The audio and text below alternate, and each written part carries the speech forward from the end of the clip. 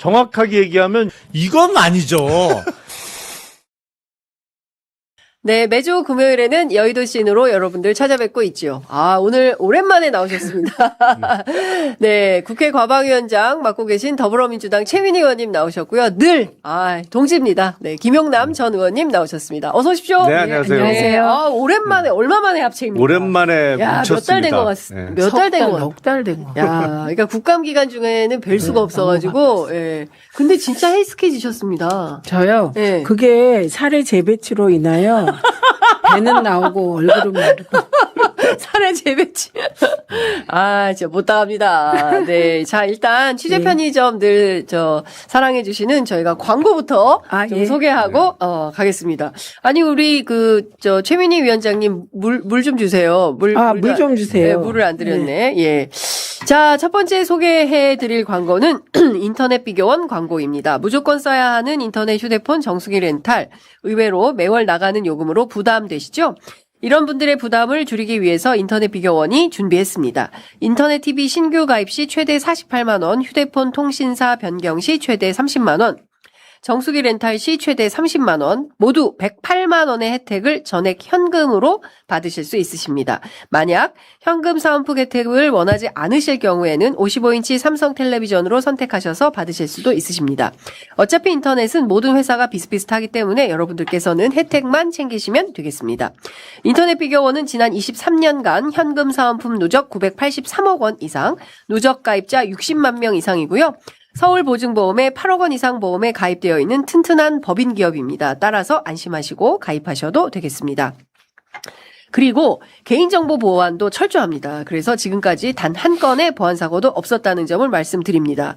쿠팡은 이걸 못하잖아요. 보안. 예. 자, 그리고 본사와 정식적으로 계약한 판매점이기 때문에 빠른 설치 그리고 동시에 빠르게 사은품도 받으실 수 있으십니다. 지인 추천하시면 최대 8만 원을 지급해드리는 이벤트 현재 진행 중에 있습니다. 신청은 반드시 인터넷 비교원 기존 가입자 본인만 가능합니다. 장윤선의 취재 편의점 보고 연락 주셨다라고 하시면 비밀 혜택도 있대요. 그러니까 지금 1670-2571 1670-2571로 전화 주시거나 네이버에 비교원 검색하시고 상담 신청하시면 되겠습니다. 그 서경석 씨 사진 안 띄워주시나 이렇게 해주시면 좋을 것 같습니다. 자, 두 번째 소개해드릴 광고는 아름다운 재단 광고입니다. 취재 편의점 청취자 여러분 안녕하세요. 아름다운 재단입니다. 다음은 아름다운 재단의 지원으로 진행된 활동들입니다. 천연기념물 사냥보호 이슈 리포트 제작 그리고 도시 공공 공간 인터뷰 기록집 제작, 전북 인권운동 포럼 개최, 울릉도 여행 플로깅 지도 제작, 포괄적 임신 중지 활동과 상담사 양성 과정 프로그램, 시민들이 직접 참여하시는 대전광역시 예산 감시 및 분석 프로젝트, 교육 소외 아동 청소년 교육권 확보 방안 간담회. 굉장히 다양하죠? 잘 생각해 보시면 뉴스나 신문에 대서특필되는 일은 아니라 하더라도 누군가는 꼭 해야 하고 또 현재 하고 있는 일들입니다. 여러분들께서 그런 일들에까지 걱정할 여유가 없으시더라도 괜찮은 것은 공익에 힘쓰는 사람들과 또 그들을 지원하는 아름다운 재단이 있기 때문입니다. 앞으로도 시급한 일에는 누구보다 먼저 뛰어들고 남들과는 다른 재단다운 방식으로 문제 해결의 기준이 되고 우리의 걸음이 변화의 시작이 되어 영향을 주는 그런 아름다운 재단이 되도록 하겠습니다. 하단 링크 클릭하시고 아름다운 재단을 응원해 주시기 바랍니다. 자, 저희가 두 개의 광고를 소개했습니다. 자, 아름다운 재단 하니까 떠오르는 사람은 있긴 한데, 예. 예, 하여튼 많이 응원을 해주시면 좋을 것 같습니다. 의원님 오시면 여쭤보고 싶었던 것이 두 가지가 있어요. 하나는 방미통이 관련된 인사청문회, 다른 하나는 그 유명한 쿠팡 청문회입니다. 하나하나 여쭤보도록 하겠는데요. 일단 방미통이 청문회부터 좀 여쭤볼까요? 일단 그 YTN 민영화 문제와 관련해서는 그 정성호 법무부 장관도 항소포기 지휘한다라는 입장을 밝혔어요. 그러면 방미통위가 정상화되면 YTN 문제도 정상화되는 겁니까? 어떻게 하냐? 예. 일단 방미통위는 항소를 이제 못하게 되는 거죠. 안 하겠다고 선언했는데 유진이 항소를 한 상태입니다. 그런데 아무래도 이 유진은 참여자고 이 재판에 그다음에 박미통이가 주피의자예요. 그런데 주피의자가 항소를 포기했기 때문에 뭐 결과가 1심과 달라질 일은 거의 없다 이렇게 보이고요. 그렇기 때문에 일단 박미통이가 빨리 행정적 절차로 들어갈 그런 준비가 되어 있다 이렇게 네. 보입니다. 그럼 박미통이 뭘 할 수 있냐면 일단 자체 감사를 통하여 방통위에서 했던 2인 체제 하에 YTN 최대 주주 변경 승인이 불법이냐 아니냐 절차가 맞았나 틀렸나를 먼저 따져보고 그럼 오래 안 걸릴 것 같거든요. 네. 왜냐하면 법원 판결문이 있기 때문에 네. 따져보고 그게 문제가 있다고 판단되면 박미통위 자체에서 자체 심의에 들어갈 수 있습니다. 자체 재심의를 할 수 있습니다. 네네. 그러면 YTN 문제는 얼추 좀 일단 해결이 될 법원의 판단으로 네. 해결의 물꼬가 확실히 트였다 이렇게 보이죠. 그렇군요. 근데 유진이 또 막 엄청난 로펌들을 대동하고 재판에서 이기려고 하지 않을까요? 변호사이긴 하신 의원님 어떻게 보세요? 일단 그 항소 포기를 하더라도 유진이 지금 보조 참가인으로 1심부터 들어와 있었거든요. 네. 그래서 보조 참가인은 항소를 하고 그 항소심은 해야 되는 거로 저는 알고 있습니다. 네, 항소심은 열립니다. 열리긴 네, 열리죠. 네. 보조 네. 그 유진이 1심부터 보조 참가인으로 소송 참여를 하고 있었으니까요. 근데 사실 뭐 들리는 얘기는 유진도 이 YTN 인수를 좀 후회한다라는 소문은 좀 있더라고요. 그래요. 그래서 원금만 찾을 수 있으면 나가겠다. 나갈 용의가 있다. 근데 네. 문제가 거기서 생각하는 원금이 제 기억으로는 YTN 지분 약 30%를 인수하는데 3,200억 정도가 들었어요. 그러니까 두 군데에서 나눠 갖고 있던 YTN 지분을 윤석열 정부 때 네. 인수를 했는데 이제 근데 3,200억이 다 자기 돈이 아니었거든요. 상당 부분이 외부 자금을 끌어다가 한 거라 이게 이제 금융 비용이 꽤 클 거예요. 유진 입장에서. 네, 유진 입장에서. 그래서 유진이 생각하는 그 원금이 본전이 3,200억이냐 아니면 3,200억 플러스 지금까지 들어간 금융 비용까지냐. 그거는 좀 따져봐야 될 것 같은데 지금 가끔 YTN 갑니다만 지금도 가보면 어수선하잖아요. 그 1층 로비에 계속 뭐 피켓 시위하고 있고 그 직원들이 그렇죠. 하고 있어서 그리고 YTN 같은 회사가 이익은 거의 안 나고 깔고 앉아 있는 자산은 무지 많고 이런 케이스거든요. 네. 그래서 그 회사 자산을 이리저리 이제 조금 자유스럽게 처분할 수 있으면 인수할 동기가 충분한데 지금 유진이 그거 할 수 있겠어요? 그거 못할 거려. 노조도 반대하고. 그래서 아마, 하여튼 본전만 찾으면 포기할 가능성도 있지 않을까? 모르겠습니다. 그 뭐 공식적으로 유진 측에서 입장을 낸 건 아니니까. 근데 들리는 소문이 그렇다. 뭐 소문상 이러지도 못하고 저러지도 못하고 있는 것이 아닌가라는 생각이 들어요. 이 모든 걸 자업자득이라고 얘기할 수 있는 건데요. 가지 말아야 할 길을 들어온 거고요. 그리고 지금 의원님이 말씀하신 것처럼 유진은 속으로 그렇게 생각할 수 있을 거예요. 금융 비용까지 내가 다 받아서 이게 본전이다 이렇게 생각할지 모르나 그 과정 또한 마음대로 못해요. 늘 최대 주주 변경 승인을 보도 전문 채널 받아야 돼요. 그렇군요. 그렇기 때문에 이 과정이 다 법적 절차, 행정적 절차가 필요한 것이고 그다음에 이 3,200억 원도 본인들이 책정해서 낸 거잖아요. 그러니까 이게 윤석열 김건희 체제가 천년만년 갈 줄 알고 그리고 윤석열에서 김건희로 소위 권력을 이양하고 싶어 하는 그 소수 그룹 그 약간 미친 그룹 그 그룹의 분위기를 타고 간 거잖아요. 이분들이 대가를 치러야 되고 그때 유진이 3,200억 쓸 때 그 다음 타자는 2,000억 정도 썼잖아요. 이게 2,000억 정도가 그때 적정액이라고 많은 사람들이 받고 그 밑에는 1,000억 원대 쓰는 그룹 콘소시엄도 있었거든요. 그래서 이 부분은 유진이 자체적으로 팔고 싶어서 파는 게 아니고 방미통위가 최대 주주 변경 승인을 취소하고 그리고 매각 명령을 할 때 그때 팔 수 있는 것이거든요. 자체적으로 또 못 팔아요. 근데 그 유진은 너무 이상해요. 그러니까 너무 과도하게 많이 써낸 이유가 뭐면 그때 통일교랑 붙었었는데 결국은 유진이 선택이 된 건데 국조도 하셔야 되잖아요.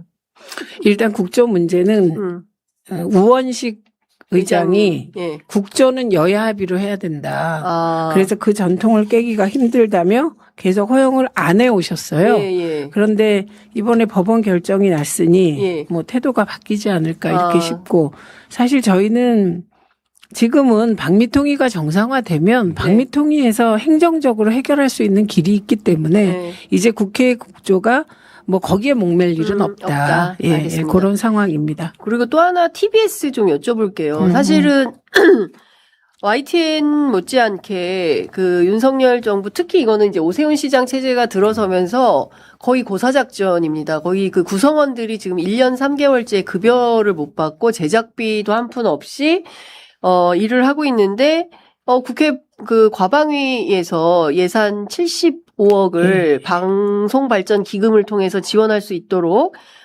했는데 국회 예결위 과정에서 기재부 반대로 이게 또 빵원이 됐어요.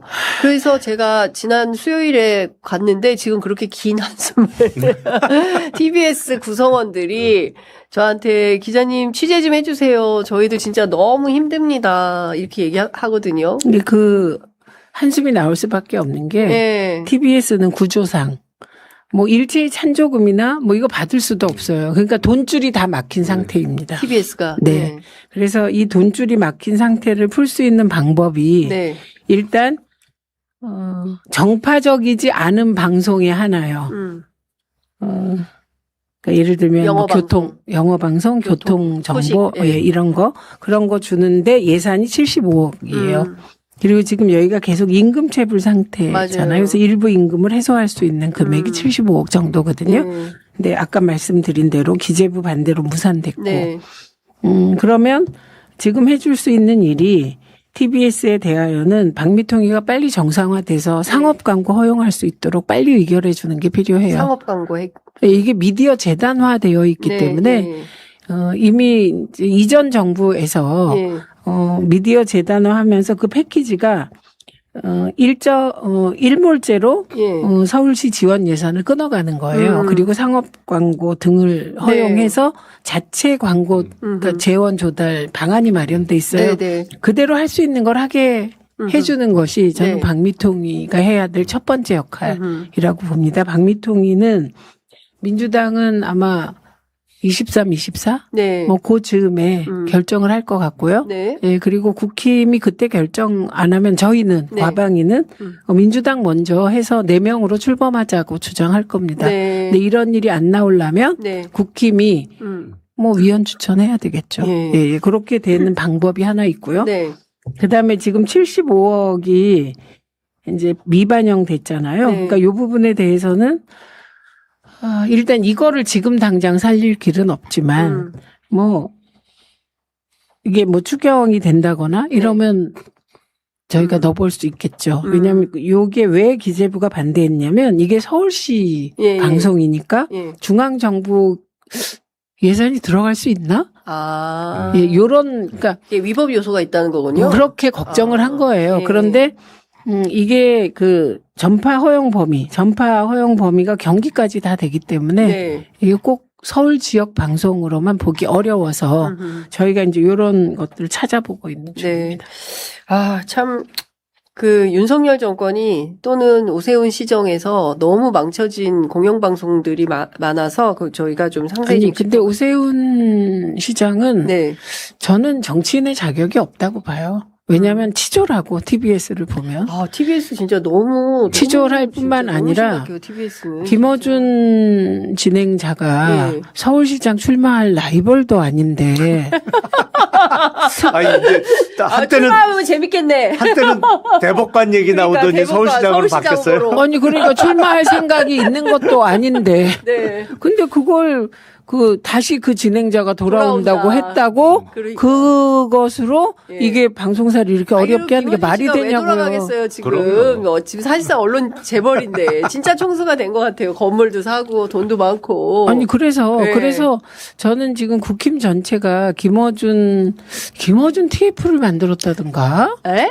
아, 국힘에. 국힘에 뭔가 대응 한번 취재해 보세요. 네, 제가 취재해 볼게요. 제가 그런 얘기를 들었는데 제가 바빠가지고 네. 제가 취재를 못하고 아. 나와서 사실 확인을 네, 부탁드리고 제가 취재해서 다음 주에 말씀드리도록 하겠습니다. 아니 진짜 너무 웃기다. 김어준 너무 과다한 김어준 포비아를 가지고 있어요. 아. 그리고 뭐 그 김어준이 이래라 그럼 최민희도 이러고 김어준이 나 가방이 불러내라 거꾸로였거든요. 네. 그렇게 김어준이라는 사람 자체가 리버럴리스트라 네. 원하지도 않아요 그런 걸. 그럼 싫어할걸요? 네 싫어요. 그리고 무슨 머릿속으로 막 기획해서 뭐 하고 이런 거 저는 귀찮아할 거라고 봅니다. 대충 천재들의 귀차니즘. 제가 보기에 방송인입니다. 네, 그냥 방송인이에요. 네. 아주 아니, 탁월한. 네. 그 마이크 진짜 탁월한 앞에서는 방송이에요. 그러니까 김어준 총수는 마이크 앞에서는 그렇게 얘기 잘하더니 국회 나가서는 왜 말의 속도가 거의 아니 한 3배는 늘어지는 것 같아. 그러니까 방송인이에요. 스튜디오 안에서는 자기 무대거든요. 막 하는데 국회에 가면 쫄아. 아니 그 국회에서 답변할 때 보니까 말의 네. 속도가 저보다 2배 느려요. 아니, 근데 제가 말이 의원님도 느린데. 느린데. 네. 아니 근데 그날 이제 나오는 내용이 다 사실은 사실이죠. 엄청나게 그렇죠. 무섭고 위중한 내용이어서 뭐 그랬을 수는 있을 것 같아요. 제가 그 후에 그렇게 쫄았었냐 네. 그랬더니 쫄았다기보다는 어쨌든 그렇게 얘기가 되더래요. 그러니까 저는 이런 것도 있었을 거라고 생각해요. 국회에 대한 예우. 그죠? 국회 안에 와서 국회를 직위원 판사가 아니잖아요. 국회나 재판처럼 이렇게 엄중함이 있는 거 아닙니까? 아니, 국회 그러니까. 출석한 증인으로서의 자기가 좀 취해야 되는 어떤 태도. 그렇습니다. 그런 거 있다고 그런데 생각해요. 예, 예, 그 예의죠, 예의. 예. 그래야 되죠. 보통은 그렇죠. 국회 원래 그게 나와서도 맞죠. 방송하듯이 하는 게 옳은 거냐? 예. 그건 뭐안 되는 아닌데 거죠. 지금 우리가 얼마나 진짜 웃기는 얘기를 하고 있는 거냐면 네. 그래서 그 김어준 포비아를 가진 일군의 정치 무리들 때문에 200여 명의 방송 종사자들이 그러니까. 저렇게 춥고 배고프게 3년을 방치되고 있다. 아니, 택배 기사 한다는 거 아닙니까? 그러니까요. 지금 작가들이 전부 다 다 아르바이트 해가지고 연명을 하고 있다는 거니까 이건 진짜 너무 치졸하다 예, 그러니까 생각하고요. 이게 정치인은 적어도 자기의 지향성도 있고 이념적 성향도 있고 정파성도 있지만 이게 그렇지 않게 정책 결정을 할 정도는 돼야 정치하는 거라고 생각합니다. 예, 그렇습니다. 저는. 모두가 그래서 모르게. 오세훈은 저는 정치하면 안 된다고 해서 이번에 이런 완전 약자 상태가 돼버린 방송인들에 대한 태도를 보면 정말 네, 이해가 잘 진짜. 정말 예. 이상한 분입니다. 예. 저희가 해롤드 로저스 아는 단어라고는 안녕하세요. 장모님밖에 장모님. 모른다는 그 사람 얘기를 하려고 했는데요. 그 사이에 속보가 굉장히 많이 들어와 있어서 속보 좀 일단 좀 전해드리고 이어가겠습니다. 전재수 전 장관이 통일교 금품수수 의혹으로 경찰에 출석했고요. 해저터널, 한일 해저터널은 부산의 미래를 팔아먹는 것이다. 반대했다는 겁니다. 예, 금품수수 절대 없었다라는 입장을 밝혔습니다. 그리고 서울고법이 22일에 전체 판사회의를 열어서 대법원 예규와 관련된 사무분담 논의를 할 예정이라고 하고요. 그리고 이재명 대통령이 방금 전에 외교부 통일부 업무보고 가운데 내년 이른 시기에 국빈으로 중국 방문 추진할 것이다라는 입장 밝혔습니다. 하나하나 저희가 이따가 상세히 좀 말씀을 드리도록 하고요. 그리고 해롤드 로저스 이 사람 얘기 좀 해볼게요. 네. 동문서답 어디 있냐고 물어보니까 무슨 뭐 황당무계한 소리를 했어요. 뭐 자기는 한국말 못한다. 뭐 이렇게 얘기를 하고 일종의 이제 동문서답 방식으로 나왔는데 이 사람 한국말 좀 할 줄 아는 것 같은데. 이 사람뿐만 아니라 그 보안 책임자는 예. 장모 뭐 이런 단어만 안다고 했는데 한국말 알아듣는 것으로 보입니다. 아, 현장에서 보시기에. 네, 네, 네. 그 쿠팡의 김범석이라는 사람, 이 사람에 대해서 그냥 이대로 묵과하기가 어려운 수준에 이르르고 있지 않습니까? 그 실제로 뭐 보면 이제 정부 차원에서 범부처 TF 만들어가지고 한다는 거고, 그리고 국회에서는 연석 아니 합동청문회. 합동청문회. 그다음에 국정조사를 계속 그 국정조사가 네. 이게 특위를 만들어서 해야 돼요. 과방위는 과방위원들이 좀 부지런해서 청문회를 먼저 한 거고 네. 핵심은 국토위, 기재위, 그다음에 기후에너지위예요. 네. 왜냐하면 국토위는 쿠팡 배달의 인허가권을 쥐고 있고요. 그다음에 기재위에는 국세청이 들어있기 때문에 이들이 세금은 어떻게 내고 있을까 궁금하지 않으세요? 그렇죠. 예. 네. 예, 그다음에 기후에너지위는 쿠팡에서 계속 과로로 노동자들이 아유. 유명을 달리하고 네, 있잖아요. 이 장덕진 씨 노동부가 하는 들어있어요. 네, 네. 여기가. 그래서 여기가 사실은 핵심적으로 나서 주셔야 되고 저희는 개인정보 유출, 즉 해킹이 네. 저희 소관이거든요. 네. 그래서 이번에는 저는 국토위 중심으로 청문회가 되고 저희 나머지는 서포트하는 방식으로 그렇게 합동 청문회가 진행됐으면 좋겠고 빨리 해야죠. 네. 적어도 합동 청문회가 되려면 오늘 내일 중으로는 개혁안이 나와야 되고 네. 월요일 날 이제 각 간사들이 모여서 기획을 짜서 네. 월요일 오후쯤에는 네. 의결을 해야 돼요. 청문회 의결을. 청문회 채택 보고하고. 왜냐하면 그래야 30일 날 할 수 있어요. 왜냐하면 이게 증인 출석을 강제하려면 일주일이 필요해요. 네. 최하 예, 일주일이. 예. 예. 그렇게 되면 김범석은 나올 수 있게 됩니까? 법률적으로. 근데 이제 미국인이어서. 그러니까 통상 근데 이제 어떤 청문회나 이런 데에 그 소환장을 보내야 되잖아요. 네. 네. 그래서 7일. 근데 지금 소재 파악이 안 안 되죠. 되잖아요. 그러니까 어디 소환장 사냐고 송달이 그렇죠. 송달이 안 되는 상황이고 그게 미국까지 그럼 폐문부재 상황이 벌어지는 겁니까? 그리고 이제 한동훈 그 장관에 이어서. 미국 사는 주소를 알더라도 네. 거기 안 있을 거예요. 뭐 보통 그 정도 부자 되면 미국 내에도 집이 몇 채씩은 있거나 있겠죠. 뭐 예. 별장이 있거나 뭐 이럴 가능성이 높아서 근데 정말 한심해요. 아니 어떻게 기업을 한다는 사람이 이게 웬만한 구멍가게 주인만도 못해. 그러니까요. 아니 사업을 하다 보면 사고는 터질 수 있어요. 물론 미연에 방지를 하는 게 중요하지만 뭐 신경을 써서 했더라도 쿠팡의 경우에는 별 신경도 안 쓴 것 같지만 어쨌든 사고는 터질 수 있는데 중요한 건 사고가 터진 이후에 어떻게 수습하느냐. 네. 이른바 뭐 기업들이 웬만한 기업들이 다 마련하고 있는 컨팅전시 플랜이 있느냐 그걸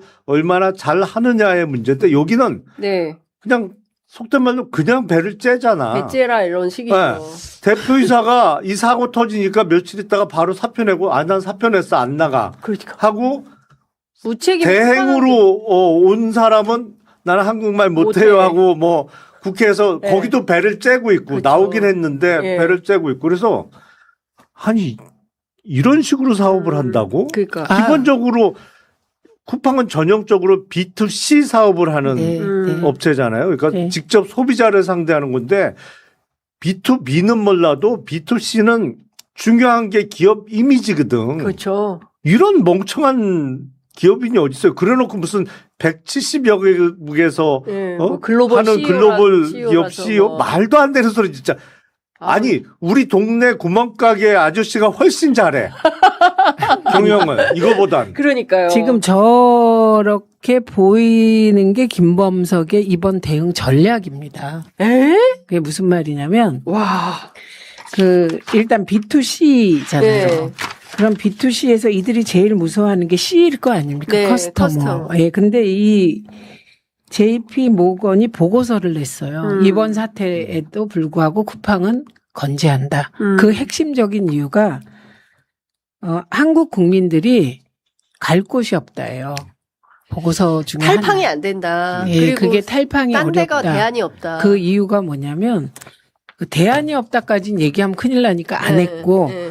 이게 소비 패턴이라는 게 이게 우리가 그 말목 자른 김유신이 그러니까. 오죽하면 습관을 없애려고 말목을 자르잖아요.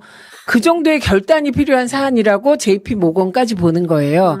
그래서 지금 쿠팡이 가장 무서워하는 건 C가 네. 100만 명쯤 동시에 아주 짧은 시일 내에 탈퇴해버리면 네. 저는 그때 김범석이 아뜨거 할 거라고 봅니다. 근데 이미 180만 명이 넘는 인원들이 탈팡을 하긴 했잖아요. 아니 근데 네.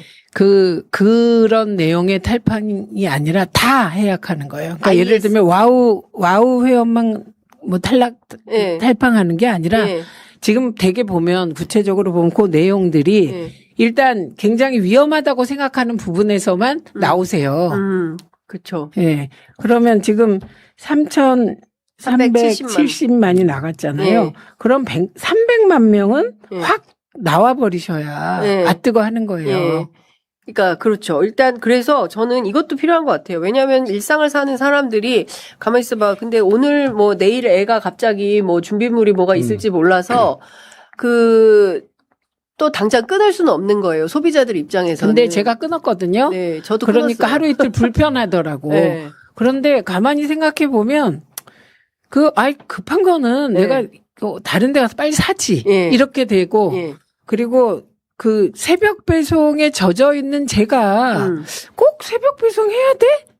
한 2, 3일 먼저 하자. 이렇게 지금 제가 딱 일주일 만에 바뀌고 있어요. 네. 그게 패턴이. 진짜 저도 그랬어요. 옛날 같으면 아니 그냥 쿠팡에 시키면 되지 뭐라고 생각을 오늘 주문하면 내일 아침이면 오니까 이렇게 했는데 저도 어제 다이소도 가고 저희 이제 다음 주 크리스마스 기획을 해야 되니까 이제 그런 준비를 하게 이제 소비 패턴이 바뀌는 거예요. 근데 이제 이것도 하기 어려운 분들이 계실 수 있어요. 그래서 저는 그냥 영업 정지를 해버리면 공정위가 조사해서 문제 요소가 많을 거 아닙니까?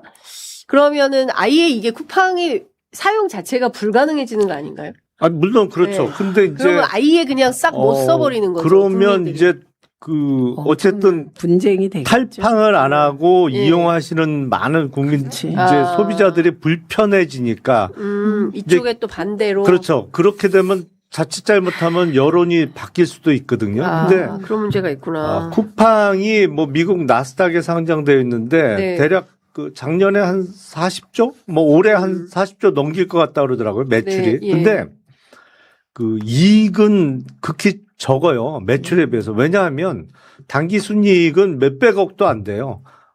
왜 그러냐면 끊임없이 투자를 하거든. 지금 요새는 어디에다가 투자를 많이 하냐면 대만에다 투자를 많이 해요. 쿠팡이요. 네. 그러니까 한국의 물류 시스템은 거의 다 장악이 됐다고 보고 대만에 집중적으로 투자를 하고 있어요. 네. 그래서 영업 정지는 뭐 가장 확실한 응징 수단인 건 맞습니다만 네. 그로 인해서 많은 소비자들이 불편해지는 거 그거 믿고 저렇게 배를 맞습니다. 째고 있는 거거든요. 네. 근데 영업 단기 순이익 뭐 1년에 한 4,500억 하는 회사에 뭐 예를 들어서 과징금 1조 이러면 이게 한 20배 정도 과징금을 내야 되는 거잖아요. 네. 근데 제가 보기엔 너무 미숙한 대응으로 이게 한국 소송은 별로 겁내하질 않아. 이 사람들이. 왜냐면 한국은 손해 입증해야 되고 기껏 해봤자 정신적 그 개인정보 유출에 따른 정신적 위자료인데 그거 뭐 얼마나 인정되겠나 뭐 이러고 있는 거거든요. 근데 김범석 의장을 비롯한 경영진은요, 제가 보기엔 미국에서 소송당합니다, 이거. 이미 거의. 그 미국의 지금 집단 소송을 미국에서 하기로 해서 좀 원고 모집하고 그러니까 있는 것 이게 같아요. 안 당할 수가 없어요. 네. 왜냐하면, 김범석은 당한다. 예. 당하지. 네. 왜냐하면 공시를 무지하게 늦게 했거든. 아. 회사에서 개인정보 유출 사건은 진작에 알았어. 네. 뚫려서 나갔다. 늦게 했잖아, 공시를. 네. 그러면 이거 주주들이 집단 소송할 수 있어요. 근데 우리나라 언론에서 쓰는 집단 소송은 사실은 집단 소송이 아니에요. 네. 이거는 그냥 당사자가 많은 소송일 뿐이지. 네. 근데 미국의 클래스 액션이라는 거는 무시무시한 게 이 원고단에 참여 안 한 사람도 사실은 다 종국적으로는 본인이 거부하지 않는 한 배상을 받는 구조거든요. 네. 그래서 이거 클래스 액션으로 소송해갖고 이길 것 같은데, 네. 이길 것 같은데 이러면 패가망신해요. 미국 소송은 그래서 무서운 거예요, 그렇죠. 이게. 네, 그래서 지금 그 쿠팡의 김범석이 약간 뭐랄까 잔머리를 굴려서 지금 이제 쿠팡의 주소지를 찾아보니까 여러 군데인 거예요. 델라웨어. 거기 네, 네. 델라웨어는 왜 했냐? 그 제가 보기엔 약간의 유령 건물이에요. 거기가 거기에 몇백 개의 등록된 그 쿠팡 법인이 같은 있죠. 법인이 네. 있더라고요. 그래서 빨리 이제 그 미국 그 주가 네. 상장하려고 그렇게 한 거고. 그다음에 그래서 집단 소송을 델러웨어에는 할 수가 없대요. 거긴 너무 법원이 우호적이라 쿠팡이나 기업에 대하여. 그래서 뉴욕 연방 네. 법원으로 네. 가는 거고 이건 이제 그쪽 얘기고 그건 이제 잘 진행이 될 것 같아요. 그래서 지금 말씀하셨듯이 C가 무엇인가를 해야 되는 상황이라는 게 아유, 맞고요. 그래서 국민들이 나서야 되겠네. 뭐 이게 네. 만약에 한 20%가 탈퇴한다. 예. 600만이거든요. 그러면 뭐 굉장히 손해가 되니까. 네, 손해가 되고 그다음에 지금 아까 말씀하신 것 중에 쿠팡이 공정위로부터 140억을 과징금을 받았어요. 네. 그런데 이게 지금 집행 정지가 되어 있어요. 왜 왜요? 이건 법원에서 법원에서 집행 정지를 해준 거예요. 가처분. 참. 쿠팡이 지금 그 내부의 대관만 뭐 지금 100명 정도 예. 그게 아니라 법무팀이 어떻게 꾸려졌는지 우리가 몰라요. 대관도 문제인데 법무팀은 더 법무팀이 세다. 저희가 파악한 것 중에 판사, 검사 출신들, 예. 그다음에 주로 김앤장을 거친 사람들이 예. 거기에 포진해 있어요. 그러니까 저희가 파악한 게 10명 가까이 되거든요. 그 움직이면 판사 정도는 우리가 쉽게 할 수 있다. 이게 이제 두 번째 쿠팡이 가지고 있는 예. 자기들이 생각하는 무기예요. 이제 그것도 이게 깨줘야죠. 이게 진짜 기분 나쁜 겁니다. 아, 그렇죠. 진짜 김범석이라는 사람한테 불쾌한 게 기부금 전부 미국에 여기서 돈 벌어가지고 그 기부금은 낼 때는 전부 미국에 내고 웃기게 아는 거잖아요. 대한민국은 판검사들 자기들 돈 몇 푼 주면 그거 쿠팡을 위해서 할 거야. 뭐 국회 보좌진 출신들 대관하면 결사항전 해가지고 쿠팡을 지켜줄 거야. 이렇게 생각하는 이 나라는 이런 나라야. 라고 생각하는 거 아닙니까? 근데- 김범석이라는 인간이. 근데 과기부 차관이 예. 또 쿠팡 가 있다는 거 아닙니까, 지금? 그러니까 이게 뭐 어느 나라도 이런 일이 있겠죠. 그런데 그렇게 되더라도 소위 소비자를 보호하기 위한 법제도가 나름 탄탄하게 그렇죠. 되어 있는데 우리는 이름만 징배제지 사실 징배제가 없잖아요, 대한민국은. 그렇죠. 5배가 뭐가 징배제입니까? 네. 그러니까 이번에 고칠 게 집단 많은데 소송도 없잖아요. 사실상 없는 거죠. 네. 말만 그냥 증권 관련만 예, 할 수 있는 있는 증권 거지. 관련 집단 소송만 있는데 예, 그것도 이것도 사실상 그것도 제도 활용을 거의 못하게 만들어놨어요. 그러니까 법은 있지만 네. 그 법이 실효적이지가 네. 않은 법이 너무 많은 거예요. 네. 그리고 그 어떤 그 처벌 조항이 없어요. 그러니까 해두고만 안 해두고만. 그러니까 김범석 같은 인간이 웃기게 보는 거예요. 대한민국의 법 질서나 규칙이나 뭐 규제나 뭐 이런 거 그거 몇 푼 그냥 주면 된다. 이렇게 발상을 하니까 차제에 저는 법제도를 완벽하게 고쳐서 이런 사람들이 함부로 웃기게 보지 못하게 만들어야 되지 않을까 싶습니다. 그래서 이번에 합동청문회를 하면요. 네. 합동청문회에서 해볼 수 있는 거. 국힘은 이거는 동의합니까? 동의하겠죠. 안 네. 하면 지금 거의 뭐를 안 뭐든지 하나. 막 국정조사도 동의한다 그랬어요. 저한테. 그래요? 국힘 네. 과방위원들은. 네. 네, 그래서 이건 동의하는데 저희가 못했는데 해볼 수 있는 게 세금 관계를 파보고 자료를 받을 수 있고요. 네. 그다음에 근데 자료를 안 내놓는다면서요? 무슨 아니 그게 윤석열 정권 때 정부 부처 하듯이. 근데 우리는 예. 과방이니까 안 낼 수도 있어요. 아. 예를 들면 기재위 이게 합동청문회의 예. 장점이에요. 예. 기재위원이 달라는데 네.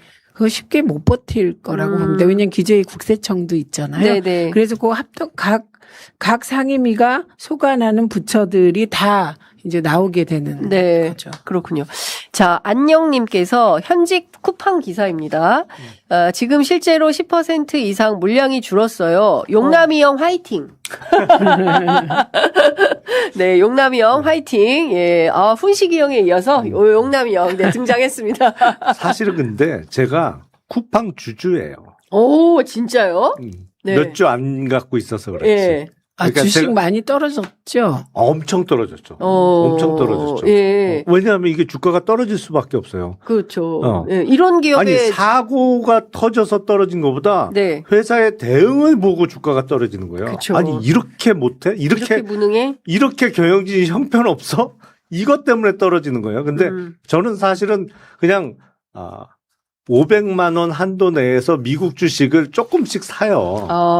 그러니까 아무래도 자기가 주식 갖고 있으면 보다 관심을 갖고 들여다보잖아요. 그렇죠. 근데 예. 쿠팡은 우리나라 이커머스에서 사실상 독보적인 어쩌면 독점적이라고 표현할 정도로 압도적인 우위를 점하고 있는 것이죠. 근데 이 물류 시스템 하나 한 번 갖춰놓으면 이거 이기기 어려워요. 그래서 네.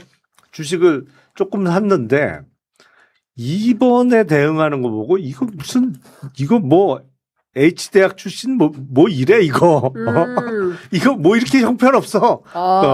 김범석하고 이준석 의원이 동문이에요? 동문이죠. 대학. 아니 그 둘이 뭐 같이 했는지 모르지만 네. 동문인데 네. 그러니까 지금 주식이 떨어지면 무서워할 것이다. 예를 아니, 들면 근데- 물량이 10% 줄면 무서울 네. 것이다. 20% 줄면 더 무서울 것이다. 그래서 과방위는 이게 김범석하고 박대준하고 그다음에 요 조용훈가 이전 네네. 이전 대표를 과방위에서 이제 출석을 안 했으니까 고발하겠다고 의결을 했거든요. 이전 대표는 강한승. 네. 예, 강한승. 그래서 오늘 지금 바로 고발을 할 예정입니다. 그러면 과거에는 국회에서 고발하면 경찰이 안 움직이잖아요. 네. 근데 이번 건은 신속히 움직이지 않을까. 그러니까 지금 전방위적으로 압박을 해가는 상황인데 문제는 움직이는 건 국회가 아니잖아요. 네. 경찰이 수사를 해야 되는 네. 거잖아요. 그러니까 이 부분은 뭐 저는 이 분위기가 압박하지 않을까 싶고 그다음에 기대가 결국은 큽니다. 국정조사를 해야 동행 명령장을 발부할 수 있습니다. 그러니까 최대한 박대준과 강한승은 나오게 해야 되는 거예요. 네. 그렇게 해서 실체 파악을 해야 된다. 그렇죠. 그리고 최대한 빠르게. 강한승이나 박대준이 과방위 청문회에 안 나왔는데 네. 이번 합동 청문회에 또 안 나오면 또 고발할 거예요. 네. 그러면 국정조사로 가서 국정조사는 동행 명령장 발부했는데 또 안 나오면 또 고발할 거예요. 네. 그러면 이건 가중 그렇죠. 근데 띄엄띄엄 보고 엄하게 행동했다가는 큰 네, 코 큰 다친다. 코 다친다. 국회가 강한- 부를 때 얼른 나가라. 강한승 전 대표도 제가 알기로는 미국 지금 있거든요. 네? 미국에 있어요. 이 사람들 다 미국에 가 있습니까? 미국 가 있어요. 왜냐하면 쿠팡 내에 북미 사업 팀장 비슷한 북미 사업 총괄하는 그런 거로 가 있어서 미국 가 있는 거로 알고 있어요. 저는 미국이 도피성 도피처도 아니고 예. 그렇게 봅니다. 네. 저는 그렇게 네. 보는데 왜냐하면 쿠팡이 41조 매출에 90%가 한국이에요. 그렇죠. 한국 그러니까요. 매출이에요. 그런데 예. 무슨 북미 사업이야. 그리고 북미는 저희가 파악한 바로는 별로 없고요. 지금 대만 쪽에서 뭔가 그러니까 아까 해보려고 말씀하신 대로. 김범석이 대만에 주로 거주한다. 예. 그러니까 이제 말씀하셨듯이 이게 이제 국제적으로 검찰이 노는 수사할 거죠. 수는 없는 건가요? 김범석. 아니, 물론 고발되면 할 수 있죠. 고발되면 고발해서 뭐 검찰이든 경찰이든 공조해서 수사를 하면 좋을 것 같습니다. 자, 이것 좀 여쭤보겠습니다. 어제 그 조지호 경찰청장에 대한 헌법재판소 재판관 9명의 전원 일치로 파면 결정이 나왔습니다. 네. 저는 까먹고 있었어요. 무려 371일 만에 조지호 청장이 그 파면에 이른 건데 12월 12일이더라고요. 작년. 그러니까 너무 우리가 그때 어마어마한 일을 겪고 있어가지고 그냥 후루룩 지나가 버렸던 것 같아요. 근데 그 결정문 내용을 보면 그때가 다 생각이 납니다. 그리고 네. 특히 선관위의 일을 장악을 해서 경찰이 무지하게 갔더라고요. 수원 연수원에. 그러니까 검경 합쳐가지고 500명. 예. 그리고 응급 119까지 대기시켜 놓고 유혈 사태를 대비하고 있었다라는 건데요. 이 종합을 해보면 이 끔찍했던 이 비상계엄이 1년이 지나고 있지만 여전히 뭐 하나도 좀 해결이 안 되고 뭐 이런 상황이다. 근데 이 와중에 내란 속의 윤석열이 내란 재판 1심을 선고를 좀 미뤄달라라고 요구를 하고 있어요. 어떻게 보세요, 의원님? 왜 이러는 거예요? 또 어떤 법 기술이 들어가는 건가? 아니 최대한 미루고 예. 이제 여기서 한번 진짜 선고를 미루면 아직 선고 기일도 안 잡혔죠. 네. 사실은 내란숙의 그 재판은 선고 기일도 안 잡힌 상태예요. 그렇죠. 그런데 어쨌든 한 번만 미루면 재판부가 바뀌게 생겼어. 그러니까요. 그러면 법관 정기 인사이동에 직연 판사가 어디론가 가고 딴 사람이 오면 재판 절차 갱신을 해야 되잖아. 네. 이게 한두 끝도 없이 늘어지는 거예요. 그러니까 네. 그걸 노리는 거죠. 선거를 최대한 뒤로 미루자라는 것이고. 예. 근데 한 가지 걱정되는 거는 한덕수 피고인에 대한 거는 선고기일이 접혔었잖아요. 네, 네. 1월 21일 날 선고기일이 잡혔었는데 이거 변론 제기되지 않을까라는 생각이 좀 들어요. 왜요? 왜냐하면 그 재판부에 내란 특검이 막판에 우르르 기소한 거 있잖아요. 네. 직권남용죄. 네. 그러니까 뭐 한덕수, 최상목, 박성재 뭐 이렇게 그다음에 등등 정진석 뭐 정진석 한꺼번에 기소한 거. 예. 그게 그 이진관 재판부에 배당이 됐더라고. 예. 그러니까 한덕수 피고인에 대한 별건이 그 추가로 재판부에 병합을 하게 되는 배당이 돼서 그러면 이게 내란 주요 임무 종사 사건하고 이미 결심하고 선고 기일만 남아있는 사건하고 직권남용 등 사건하고 별도 선고를 할지 아니면 이걸 변론 재개를 해서 병합 심리를 해서 한꺼번에 선고를 한다고 할지 모르겠는데 만약 한꺼번에 선고한다고 변론을 다시 재개하는 순간에 이건 피고인도 여러 명이고 이 재판이 또 언제 끝날지 모르는 거야. 이진관 근데 판사는 안 그럴 것 같은데. 아니 요거는 요 포인트 있어요. 예. 저는 윤석열이 밀어달라고 공개적으로 요구하는 거 이걸 어떻게 읽었냐면 다급해졌다고 읽었어요. 그죠. 잠깐만 이런 네, 느낌. 왜 그런 느낌이냐면 네. 그러니까 이게 우리들의 추정입니다만 직위원이 탈출시켜주고 그런 방식의 법기술로 기각이 되나? 이게 뭐가 되나? 이러고 걱정을 하고 있었잖아요. 네. 근데 그게 저들이 잘 이렇게 그 조직이 이제 가동되고 저들이 뭐 이렇게 되면 저는 이렇게 공개적으로 안 돼! 이걸 공개적으로 얘기할 필요는 없었을 것이다. 네. 그래서 저건 약간의 균열도 있었을 것이다. 모든 사람이 윤석열 구하려고 윤석열이 대통령일 때처럼 똘똘 뭉치진 않지 않겠습니까? 그러니까 그래서 그쵸. 그런 측면이 하나 있고 그다음에 지금 윤석열의 체포방해 네. 등과 관련한 선고가 1월 16일에 있어요. 맞습니다.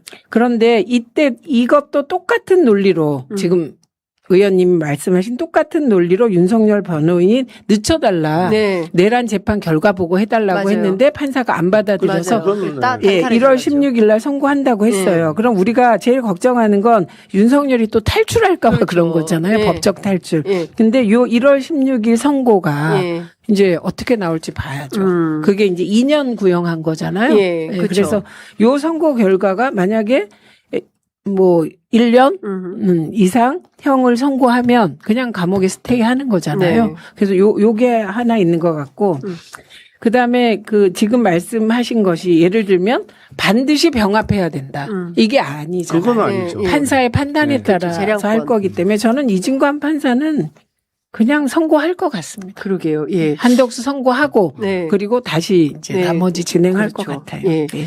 자, 65세 생일이었더라고요. 그래가지고 내 자녀 같은 청년들 잘 되라는 마음으로 계엄을 한 거다. 아우, 저런 진짜, 예, 내가 말 같지도 않은 그 자녀 내가- 같은 청년들의 일자리가 없어졌습니다. 그분 때문에. 진짜 정말 근데 어떻게 이런 궤변을 진짜 너무 뻔뻔한 것 같아요. 말도 안 되는 소리를 끊임없이 이게 이제 자발적으로 하는 건지 아니면은 뭐 변호사들이 가서 뭐 지금 때가 됐으니까 크리스마스 메시지를 내셔야 됩니다 이러는 건지 어떻게 저거 보세요? 아니 그러니까 방송만 아니면 바로 욕을 한바탕 그냥 퍼부을 텐데 진짜 그러니까 예.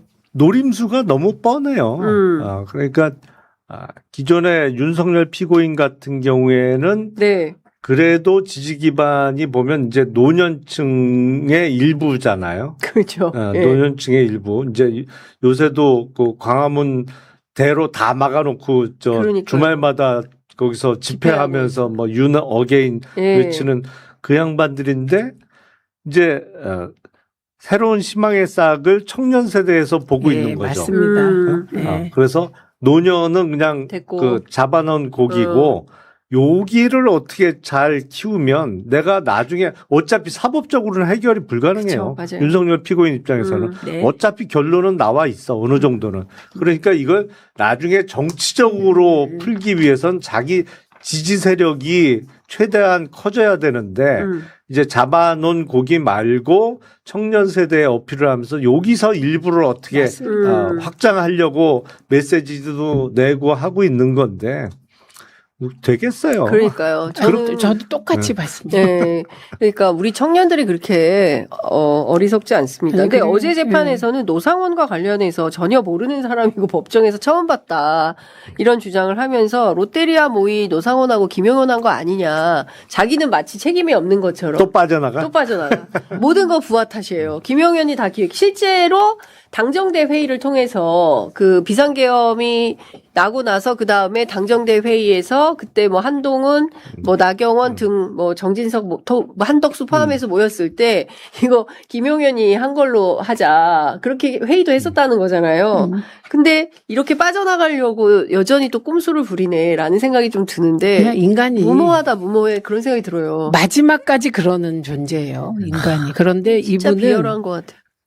이분은 뭐 밑바닥을 너무 드러내다 보니까 이제 국민들이 그냥 그냥 원래 저런 자 이렇게 네. 해서 치부해 버리는 예. 그런 상황까지 됐습니다. 너 때문에 다 망쳤다. 이 얘기 관련해서 어제 명태균 씨가 저희 네, 스튜디오에 네. 와서 물어봤는데, 5대 5라는 거예요. 업무 네, 지시 구조상, 예, 거기에 업무 상황상 절대 김건희 씨의 허락을 득하지 않으면 안 된다, 못 한다, 뭐 이런 거예요. 5대 5라니까요. 계속 이제 이 얘기를 했어요. 근데 김건희가 빠진 거죠, 지금. 아니 저는 왜 특검이 언급을 안 해도 되잖아요. 그렇죠. 근데 왜 굳이 김건희는 이렇게 화를 냈다. 너 때문에 다 망쳤다. 그런 워딩까지 나오게 하면서 왜 김건희를 뺐을까요? 그러니까. 저는 이게 요해가 안 되던데. 근데 너 때문에 다 망쳤다도 두 가지의 해석 가능성이 있는 거죠. 첫 번째는 김건희가 진짜 비상계엄을 몰랐는데 왜 쓸데없는 짓을 했냐. 뭐 이제 특검은 아마 그런 취지로 공개를 네. 한 것 같은데 두 번째 가능성은 야 일을 뭘 이따위로 해. 그런 계엄도 가능성이 제대로 있는 거죠. 못하나.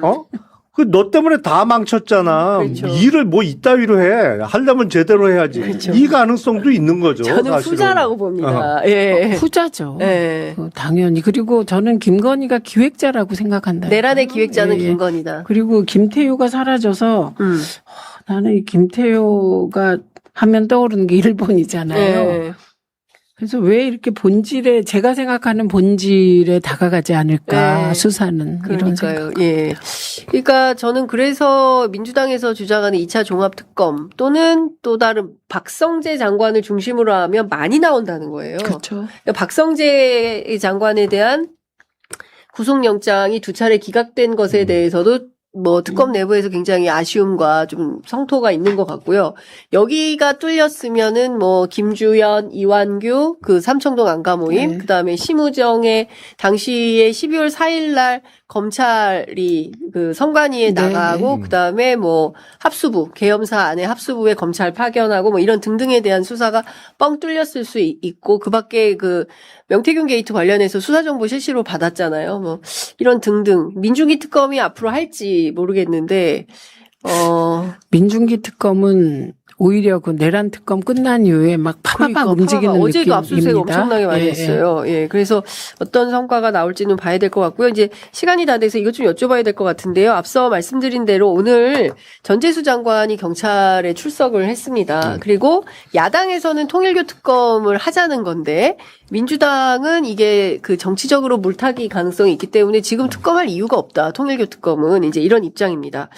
어떻게 보세요? 전재수 의원에 대한 내부의. 근데 통일교가 2단 아니었나요? 2단이죠. 예. 그리고 저 2단이라고 생각해요. 왜냐하면 한학자의 지위가 본인이 뭐 그 하는 독생녀? 독생녀. 그 그러면 윤영호가 만들었다는 거잖아요. 그러면 예수님하고 여동생이지. 남매 독생자 독생녀. 그러니까 남매잖아요. 네. 그러니까 이건 저는 이단도 이런 불경한 이단이 없을 것 같은데 왜 국회의원들이 그 이단과 그렇게 접촉을 했는지 그게 불법이건 그러니까 아니건. 뭐 표가 되니까 뭐 만났다, 뭐 저기 뭐 그냥 모르고 낚였다, 뭐 가서 사진 그냥 찍은 건데 뭐 모르고 후원금 보낸 건데 의원님은 어떻게 하세요? 저는 없어요. 없어요? 저한테는 할 리가 없죠. 저는 8년 동안 장외 인사였고 그리고 얼마 전에 뭐 25만 원짜리가 여러 개 들어와서 선관위 연락해서 추적해서 다 돌려보냈습니다. 네. 저희는 이런 시스템이고 네. 고액이 저는 고액이 거의 없는데 고액이 들어오면 그게 누군지 제가 모르면 다 추적해서 돌려보내요. 네. 그러니까, 그래서 그런 거 없는데 그래서 이 특검 뭐 이전에 왜 그 이단 그룹과 이렇게 접촉을 하냐? 왜 윤석열 정권 이후 통일교, 신천지도 이단 아니었어요? 맞아요, 이단이죠. 막 신천지는 들어오지도 말라 이렇게 교회에 써붙여 있고 그랬는데 출입금지 뭐 이런 거. 지금 이제 기독교가 이거 뭐 하고 있는지 지금 잘 헷갈리고요. 그다음에 저건 저는 일단 다 수사 깔끔하게 해야 될 것 같아요. 그리고 네. 일단 전재수 의원이 전재수 의원에게 시계와 뭐를 줬다 그래놓고 그 윤영호가 재판에서는 그런 적 없다 또 이렇게 통째로 다 같이 부인을 하는 형국이라서 네.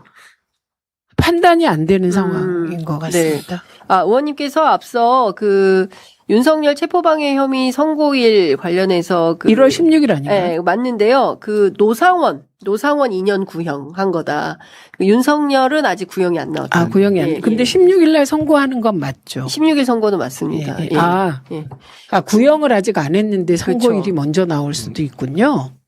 그럴 수는 아니 없죠. 그때쯤 선고를 하겠다고 예정을 한 건가? 약간 지금 사건이 하도 많아서 16일 선고한다고 했어요. 그건 예. 선고 일자는. 그때쯤 선고는 하겠다라고 예고를 했던 거 아닌가요? 알겠습니다. 나를 박았어요. 예, 그러니까 다 떠나서 이게 이단과 자꾸 이제 합세해서 정치하는 거는 확실히 끊어요. 그 다 떠나서 저는 천정궁에서 280억이라는 돈이 나왔다는 거잖아요.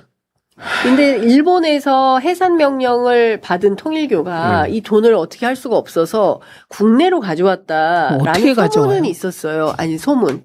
그건가? 아니면 원래 있던 건가? 원래 300억은 있다? 뭐 여러 가지 소문들이 있는데 이것도 근데 사실은 그 지금 경찰이 수사 중인데 예. 수사로 밝히긴 해야 되는 거잖아요. 근데 이 수사는 네. 규모가 크죠. 그러니까 여러 가지 가능성이 있어요. 네. 왜냐하면 일본에서 갖고 들어오는 것도 가능해요. 왜냐하면 한국에서 미국 라스베가스로 달러를 옮겼잖아요. 네, 그렇죠. 그게 이제 신도들 공항에서 쫙 나눠주고, 뭐 거의 10,000불까지는 갖고 나갈 수 있으니까 뭐 네. 9,000불씩 쫙 나눠주고, 사람이 많다. 미국 공항에서 내려서 다시 수거하는 방식, 뭐 이런 식으로도 어마어마한 금액의 달러를 미국에 옮겼으니까 일본에서 한국으로 갖고 들어오는 것도 가능한데 네. 그 가능성도 있습니다만 사실은 통일교는 통일그룹이잖아요. 이런저런 그렇죠. 사업을 많이 하잖아요. 뭐. 비즈니스가 더 센 네, 종류 그렇죠. 아니에요? 비즈니스 성격이 더 강하지. 네. 근데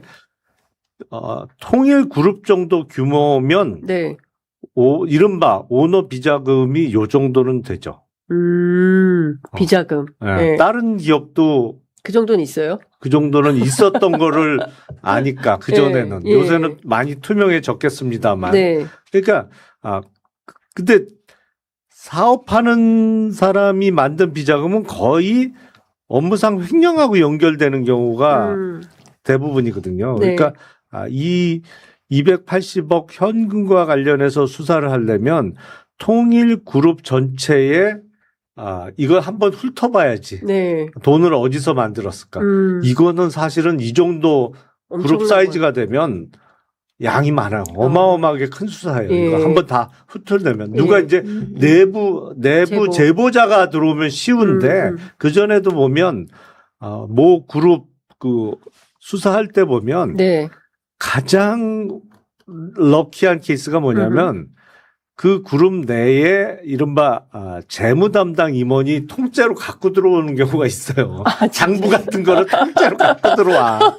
검찰에. 예. 네, 갖고 들어와요. 예. 그래서 그 전에 서울 서부에서 했던 수사는 그런 케이스예요. 그렇구나. 하다가 잘렸어. 예. 회장한테 해갖고 잘리니까 열받아갖고 통째로 갖고 들어왔어.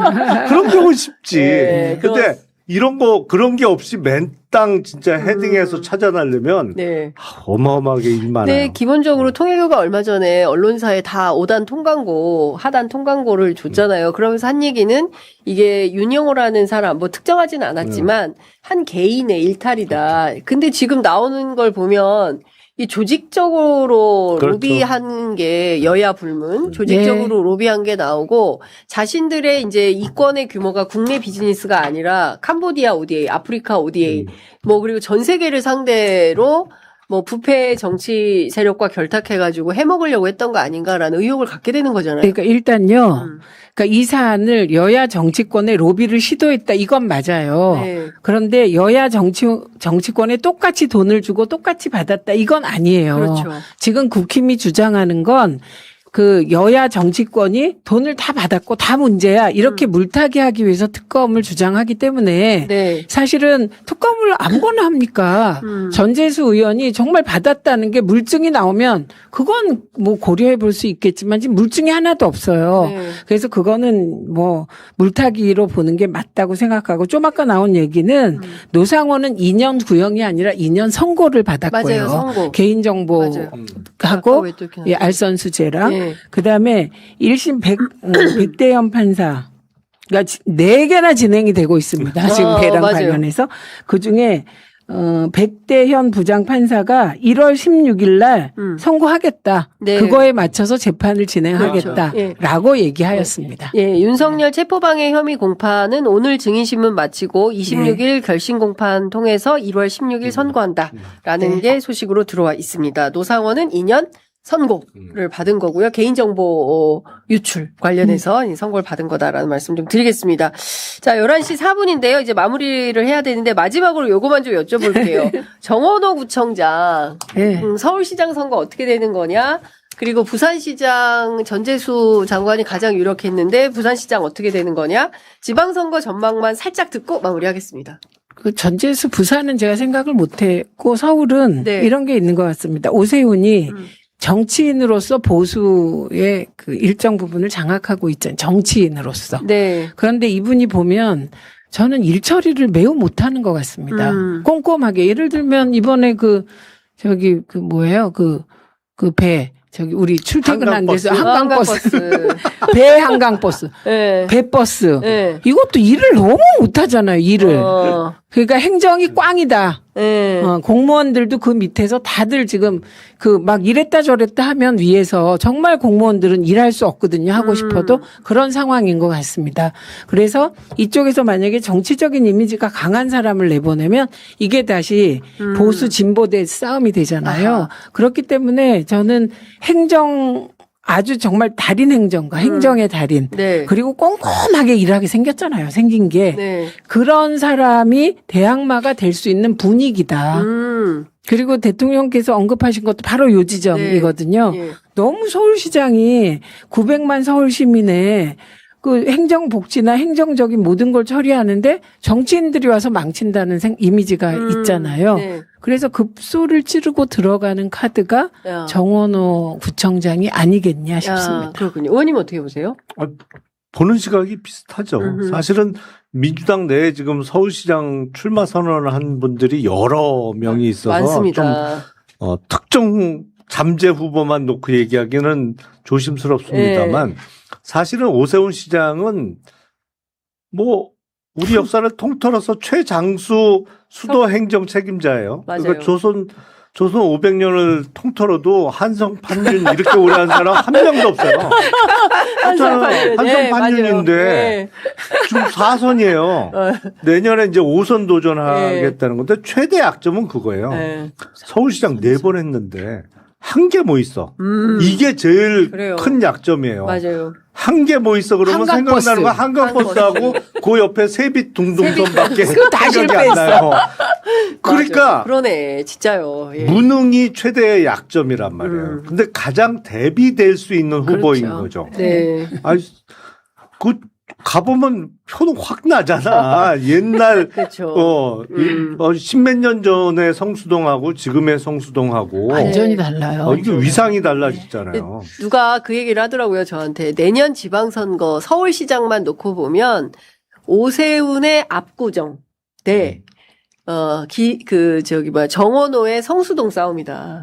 뭐 이렇게 얘기를 하더라고요. 그러니까 뭐 불도저식으로 MB식으로 밀어내고 막 했는데 지금 압구정동이 다시 또 별로 안 좋다면서요. 예. 뭐 그런 거랑 그 성수동 정말 구두공장 있고 허름한 옛날 동네를 이렇게 발딱 세워놓은 그런 그 성과 그걸 가지고 서로 경쟁하는 구조가 될 거다. 뭐 이런 평가를 하는 분들도 압구정은 있어요. 상권이 많이 무너졌죠. 네. 상권이 무너졌고 아파트 가격은 대단히 많이 올랐는데 근데 문제는 이제 그 재건축을 신속하게 할 수 있도록 해주겠다고 하는데 별로 안 빨라. 실제로 보면 예. 이게 그리고 압구정 재건축은 또 아파트 재건축 부지 내에 서울시 소유의 땅이 들어와 있는 게 꽤 많아요. 근데 이게 왜 서울시 땅인지 모르겠어. 네. 왜냐면 70년대에 옛날에 그 등기를 손으로 다 적었잖아요. 네. 손으로 그쵸. 적는 과정에서 이게 당연히 아파트 수분양자들에게 넘어갔어야 될 땅이 정리가 안 돼갖고 서울시 땅으로 돼 있는 게 많아, 거기 지금. 그래갖고. 에라 모르겠다 서울시. 그러니까 그냥 써버리고. 남아있는 거예요. 남아있어. 근데 이게 몇십 년째 정리가 안 된 거예요. 저게 말은 저렇게 진짜 힘든 정리예요. 그렇겠죠. 저게. 예. 네. 그런데 저는 허풍제기 대 똑띠 대결이 돼요. 똑띠. 진짜 그래서 똑소리 난. 제가 네. 여성이면 똑순이 이렇게 해줄 텐데 예. 똑띠 대결이 될 것 같고 그래서 민주당으로서는 예. 사실은 카드는 많을수록 좋잖아요. 예, 그렇죠. 근데 정치인들도 많이 출마 선언도 예. 하고 앞으로도 할 예. 텐데 이제 정원호 구청장 같은 요런 자기 이미지가 확실한 네. 반대 이미지가 예. 민주당은 좋은 상황이죠. 그렇죠. 어쨌든 민주당 후보님들은 매우 지금 곤혹스러워하고 있죠. 아니, 뭐 출마 선언한 분은 울었다는 소문도 있고, 나던데 하여튼 예.